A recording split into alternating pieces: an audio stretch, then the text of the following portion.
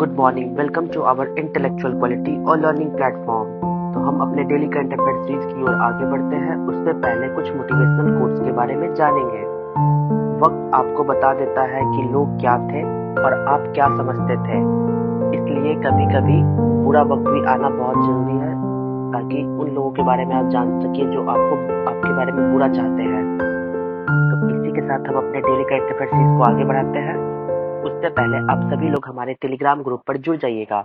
The intellectual quality और learning platform से हमारा टेलीग्राम चैनल है। इस पे आपको सारे पीडीएफ हमारे यूट्यूब सेशन का मिल जाएगा इस पे। तो चलिए 19 अक्टूबर 2023 के सारे करंट अफेयर्स को डिटेल में कवर करेंगे, तो वीडियो के अंत तक बने रहिएगा। क्वेश्चन नंबर 1 में चलते हैं। Who has recently started the स्वच्छ त्योहार स्वास्थ्य त्योहार कैंपेन? हाल ही में स्वच्छ त्योहार स्वस्थ त्योहार अभियान किसने शुरू किया है? तुम्हारा राइट आंसर हो जाएगा उत्तर प्रदेश। उत्तर प्रदेश ने अभी हाल ही में स्वच्छ त्योहार स्वस्थ त्योहार कैंपेन को शुरू किया है।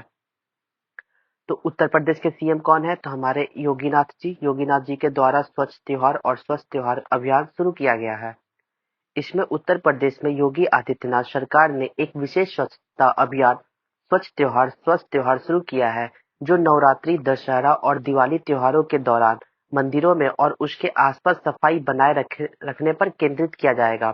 इस पहल का उद्देश्य इस विचार को बढ़ावा देना है कि स्वच्छता देवत्व के बगल में है और नगर निकायों और नागरिकों से सक्रिय भागीदारी का आह्वान किया गया है। तो ये प्रमोट करने के लिए है हमारे आइडिया और क्लीनलीनेस को, यानी कि साफ सफाई को।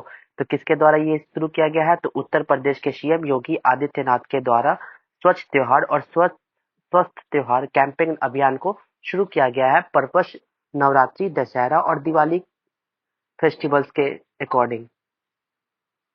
तो चलिए क्वेश्चन नंबर 2 में चलते हैं। अंतर्राष्ट्रीय गरीबी उन्मूलन दिवस 2023 कब मनाया जाता है? When is the International Day for Poverty Eradication 2023 observed? तुम्हारा राइट आंसर हो जाएगा 17 अक्टूबर।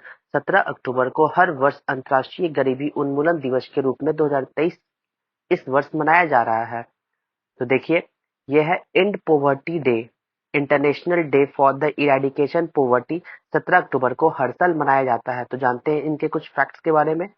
इस दिन का उद्देश्य ये है कि दुनिया भर में, विशेषकर विकासशील देशों में, गरीबी और गरीबी उन्मूलन की आवश्यकताओं के बारे में जागरूकता बढ़ाना है। यानी लोगों को अवेयर करना है कि जो गरीबी से रिलेटेड जो भी प्रॉब्लम्स है, उन प्रॉब्लम को सुधारा जा सके। ये हमारा इस सेलिब्रेशन का, इस डे का एम है, उद्देश्य है। इसका थीम क्या है कि 2023 में सभ्य कार्य और सामाजिक सुरक्षा सभी के लिए सम्मान को व्यवहार में लाना है। यानी इस डे का थीम क्या है? Decent work and social protection, putting dignity into practice for all. इसे किस तरीके से शुरू किया था? तो हिस्टोरिकल बैकग्राउंड चलते हैं। महासभा ने 22 दिसंबर 1992 के संकल्प 43-196 में 17 अक्टूबर को गरीबी उन्मूलन के लिए अंतर्राष्ट्रीय दिवस के रूप में घोषित किया गया है। तो गरीबी उन्मूलन दिवस हम लोग हर वर्ष 17 अक्टूबर को सेलिब्रेट करते हैं। इस वर्ष का थीम है decent work and social protection, putting dignity into practice for all. तो इस डे का थीम है ताकि हम लोग गरीबी से निपटने वाली जितनी भी समस्याएं हैं उनको समाधान कर सके। तो चलिए क्वेश्चन नंबर 3 में चलते हैं। हाल ही में किस देश के सर्वोच्च न्यायालय में समलैंगिक विवाह को कानूनी मान्यता देने से इनकार कर दिया है? Recently the supreme court of which country has refused to give legal recognition to same sex marriage? Same sex marriage को कैंसिल कर दिया है, यानी इनको अप्रूवल नहीं दिया गया है। तो हमारा प्यारा भारत, इंडिया में इसको लीगलाइज नहीं, इलीगल तरीके से इसको कैंसिल कर दिया गया है। तो जानते हैं इनके बारे में कि आगे क्या है सेम सेक्स मैरिज। तो देखिए, सुप्रीम कोर्ट की 5 जजों की संविधान पीठ ने 3:2 से 17 अक्टूबर 2023 को समलैंगिक विवाह का कानूनी मान्यता देने से इनकार कर दिया है। इसमें 21 याचिकाकर्ताओं द्वारा दायर याचिकाओं पर अप्रैल-मई 2023 में 10 दिनों तक सुनवाई चली और 11 मई 2023 को फैसला सुरक्षित रख लिया गया। यानी इसकी हियरिंग 21 पिटिशनरों के द्वारा लास्टेड 10 दिन के लिए हुआ था, अप्रैल, मई और 2023 में। और इसमें जो जजमेंट दिया गया रिजर्व ऑन 11 मई 2023 को, इसमें 5 न्यायाधीशों वाली संविधान पीठ में सीजेआई और जस्टिस संजय किशन कौल, एस रविंद्र भट्ट हेमा कोहली और पीएस नरसिम्हा शामिल हैं। सीजेआई के अलावा जस्टिस कौल, जस्टिस भट्ट और जस्टिस नरसिम्हा ने अलग-अलग फैसले लिखे हैं। यानी सबका अलग-अलग मत आया है, तो इस वजह से जो सेम सेक्स मैरिज है उसको इलीगल तरीके से बैन कर दिया गया है, यानी कि इनकी मान्यता नहीं दी गई है और ये रिफ्यूज कर दिया गया है इसकी याचिका को। तो चलिए जानते हैं क्या है। तो धारा 377 के तहत समलैंगिक को अपराध की श्रेणी से बाहर करने के सुप्रीम कोर्ट के 2018 के ऐतिहासिक फैसले के बाद इस मामले में भारत ने LGBTQIA+ अधिकारों के लिए एक ऐतिहासिक घटना के रूप में देखा जा रहा है। तो जानते हैं वर्ल्ड में किन किन लोगों ने सेम सेक्स मैरिज को इलीगल मतलब लीगल कर दिया है। तो सिंस द नीदरलैंड 2001 में नीदरलैंड समलैंगिक विवाह को वैध बनाने वाला पहला देश बना। पहला देश 2001 में नीदरलैंड सेम सेक्स मैरिज को अलाउ कर दिया है। उसके बाद दुनिया भर के 30 से अधिक देशों ने इसका अनुसरण किया, यानी इनको फॉलो किया गया। तो देखिए 20 जून 2023 को एस्टोनिया इस प्रथा को वैध बनाने वाले पहला पूर्व सोवियत ब्लॉक बना और पहला बाल्टिक देश भी बन गया है, जिसका नया कानून अगले साल प्रभावी होगा। Cuba, Andorra, Slovenia, Chile, Mexico और स्विट्जरलैंड ने वर्ष 2022 में अनुमति दे दी सेम सेक्स मैरिज को। तो इस सारे फैक्ट्स को आप याद रखिएगा, ये सारे इंपॉर्टेंट फैक्ट्स है क्योंकि ये सारे क्वेश्चंस डायरेक्टली आपको एग्जाम में मिलेंगे। चलिए तो नेक्स्ट क्वेश्चन चलते हैं, क्वेश्चन नंबर 4 में। हाल ही में ISO 9001 रेशियो 2015 प्रमाणित होने वाला देश का पहला महिला पुलिस स्टेशन कौन सा है? तुम्हारा राइट आंसर हो जाएगा भोपाल। भोपाल अभी हाल ही में first women's police station in the country to get ISO award से सर्टिफाइड से सम्मानित किया गया है। तो ये कहाँ पे है? तो भोपाल में, मध्य प्रदेश के भोपाल में। तो जानते हैं क्या है इनके बारे में। मध्य प्रदेश के भोपाल का महिला थाना ISO द्वारा प्रमाणित होने वाला देश का पहला महिला केंद्रित पुलिस स्टेशन बन गया है। भोपाल महिला थाना, जो कभी अपनी गली दीवारों, बदबूदार शौचालय और जर्जर कमरों के लिए जाना जाता था, पिछले 3 वर्षों में अपनी बुनियादी ढांचों पर काम करके ISO प्रमाणित पुलिस स्टेशन बन गया है। तो ISO का full form international organisation for standardisation. इसका स्थापना 1947 में हुआ था, जब हमारा देश आजाद हुआ था उसी दौरान ISO का स्थापना किया गया था। ये एक independent non governmental international organization है with a membership of 169 national standard bodies, यानी 169 नेशनल स्टैंडर्ड बॉडीज इसमें शामिल है। ये एक नॉन गवर्नमेंटल इंटरनेशनल ऑर्गेनाइजेशन है। इसका हेडक्वार्टर सेंट्रल सेक्रेटेरिएट इन जेनेवा स्विट्जरलैंड में है। इसका हेडक्वार्टर कहाँ पे है? तो जेनेवा, स्विट्जरलैंड के जेनेवा में है। तो चलिए क्वेश्चन नंबर 5 में चलते हैं। तिलापिया पार्वोवायरस के बारे में हाल ही में चर्चा किससे संबंधित है?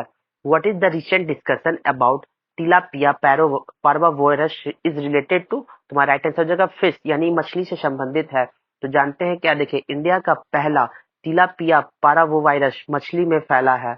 देखिए किस तरीके से। तो मछली के फेफड़े में आपको नजर आ रहा होगा ये ब्लैक ब्लैक डॉट्स, और यही एक वायरस है जो मछली को नुकसान कर रही है। तो इनके बारे में जानते हैं। भारत में पहली बार तमिलनाडु के रानीपेट जिले के वालाजाह में तालाबों में तिलापिया पार्वोवायरस TIPV की घटना सामने आई है, जो मीठे पानी की मछली प्रजातियों तिलापिया को प्रभावित करती है और उच्च मृत्यु दर का कारण बनती है। हमारा जो मेन फोकस है वाटर से रिलेटेड वो फिश कल्चर है, फिशिकल्चर। और फिशिकल्चर में ये देखा जा रहा है कि तमिलनाडु में जो वालाजाह तालाब है वहां पे तिलपिया बीमारी होने के वजह से सारी मछलियां मर रही है और इसका डेथ रेट काफी ज्यादा बढ़ रहा है। तो TIPV जो वायरस है पहली बार 2019 में चीन में देखा गया था और 2021 में थाईलैंड में रिपोर्ट किया गया था। और इस बार क्या हुआ कि भारत का TIPV की घटना की रिपोर्ट करने वाली तीसरी देश बन गई, यानी कि थर्ड कंट्री बन गई है इंडिया। वायरस तिलापिया के गलफरों, हृदय, मस्तिष्क, यकृत, अग्नाशय, पलीहा, आंत, गुर्दे, आंखों और मांसपेशियों में स्थानीयकृत है। यानी कहाँ कहाँ यह बीमारी फैल जाती है? वो वायरस गलफरों में, हृदय में, मस्तिष्क में, ब्रेन में, स्प्लीन, इंटेस्टाइन में, किडनीज में, आईज आंखों में और मसल्स ऑफ तिलापिया, ये सारे मसल्स में भी फैल जाते हैं। तो ये बीमारी खतरनाक है मछलियों के लिए। तो ये पॉइंट्स आप याद रखिएगा, ये साइंस एंड टेक से रिलेटेड क्वेश्चंस आपको बनेंगे। क्वेश्चन नंबर 6 में चलते हैं। प्रसिद्ध खिलाड़ी यशस्विनी घोरपड़े का संबंध किस खेल से है? Famous player Yashaswini Ghorpade is related to which sport? तुम्हारा राइट आंसर हो जाएगा टेबल टेनिस। टेबल टेनिस से फेमस प्लेयर यशस्विनी घोरपड़े इससे संबंधित है। तो जानते हैं भारत की टेबल टेनिस खिलाड़ी यशस्विनी घोरपड़े ने WTT यूथ स्टार कंटेंडर दोहा में अंडर 19 लड़कियों का एकल खिताब जीत लिया है। उन्होंने फाइनल में जापान की यूना ओजिया को हराया और यशस्विनी वर्तमान में WTT युवा रैंकिंग में दुनिया में 7वें स्थान पर है। WTT यूथ रैंकिंग में यशस्वी किस स्थान पे है? तो 7th पोजीशन पे। ये पॉइंट आप स्पोर्ट्स के पॉइंट्स ऑफ व्यू से याद रखिएगा। क्वेश्चन नंबर 7 में चलते हैं। तीसरा ग्लोबल माटो इम इंडिया 2023 कहाँ आयोजित किया गया है? मैरीटाइम होगा, ये गलत है। देखिए, where was the third global maritime India 2023 held? हमारा राइट आंसर हो जाएगा मुंबई। मुंबई में थर्ड ग्लोबल मैरीटाइम को सेलिब्रेट किया जाएगा। तो जानते हैं इनके फैक्ट्स के बारे में। प्रधानमंत्री श्री नरेंद्र मोदी ने आज वीडियो कॉन्फ्रेंसिंग के जरिए मुंबई में ग्लोबल मैरीटाइम इंडिया समिट 2023 के तीसरे संस्करण का उद्घाटन किया है। इसका ऑब्जेक्टिव क्या है, उद्देश्य? तो भारत के बंदरगाह और समुद्री क्षेत्र में अंतर्राष्ट्रीय और घरेलू निवेश को बढ़ावा देना है। इस कार्यक्रम के दौरान हमारे भारत के प्रधानमंत्री PM मोदी ने भारतीय समुद्री अर्थव्यवस्था के लिए दीर्घकालिक ब्लूप्रिंट अमृतकाल विजन 2047 का अनावरण भी किया है और इसमें हमारे जो प्राइम मिनिस्टर नरेंद्र मोदी जी है, इस मैरीटाइम समिट को इनॉग्रेट किए आगे बढ़ाया गया है वाया वीडियो कॉन्फ्रेंसिंग के द्वारा। तो क्वेश्चन नंबर 8 में चलते हैं। डेनियल नोबाओ किस देश के सबसे युवा राष्ट्रपति बने हैं?